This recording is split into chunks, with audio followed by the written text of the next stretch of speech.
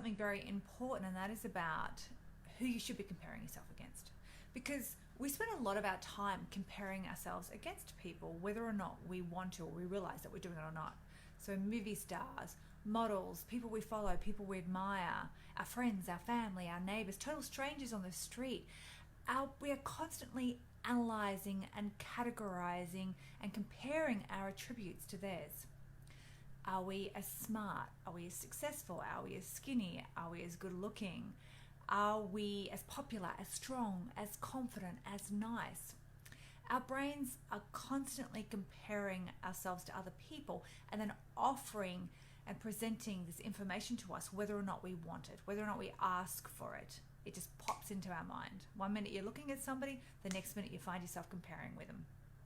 Now, I want to say two things about this. Firstly, your brain has a major flaw. And I don't mean that in a rude way.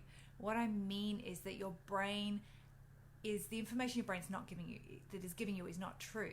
You see, it has a built-in bias. It is looking at it from a certain angle of what you believe about yourself. And these are beliefs, these are stories that you're telling yourself. These are not truths. So like a colored lens over a camera lens, what you ultimately believe about yourself is going to warp the conclusions that your brain is making. So if you believe yourself to be fat, even if everybody else would laugh if they thought that you thought that, then when you're comparing yourself, your brain is going to be comparing yourself in such a way that is going to be backing up that thought that you are fat. If you believe yourself to be better than everybody else, then the evidence that you find is going to back that up and make that conclusion true. If you believe that you don't have what it takes to be successful, or that you're not smart enough, or that you just don't have it, right? Then that is what you will find. It is only when you are able to strip away the layers of the stories that you are telling yourself that you are truly able to get a proper baseline from which to make comparisons. So it's only when you are able to take all of these stories that you tell yourself away, to clear them away until it is just you in all your glory and your nakedness, all right? And I don't mean without clothes, but I mean without the stories that you tell yourself.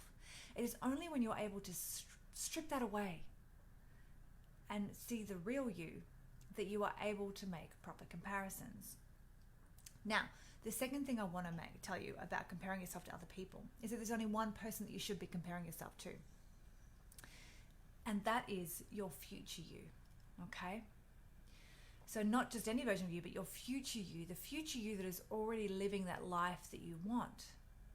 That you that already has that dream life, that already has that dream relationship, that already has lost that weight, that already has built that business. That future you, that is the person that you need to be comparing yourself to. Sure, you can model yourself on other people, but that is the person that you need to compare yourself to, because it's only when you are able to think the way they think, when you are able to act the way they act, and you're able to behave exactly how they behave, then when you're able to do that, will you be able to step into that future version of you and become that future version of you and have that life that they have.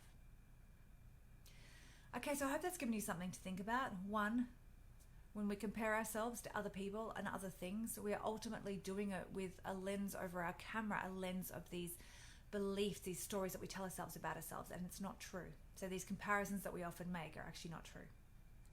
And that's why when you say something and you compare something and someone else disagrees with you, it's not that you're right and they're wrong, or they're right and you're wrong. It's just how your brains are working.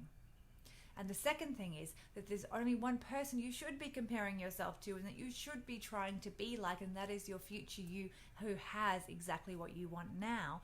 And when you can mirror what they are doing and how they are acting and how they are believing and what they are thinking, then your future you and you are going to merge and you're going to have that life that they have now. Okay, I hope you guys have a wonderful day, and I will see you in my next video.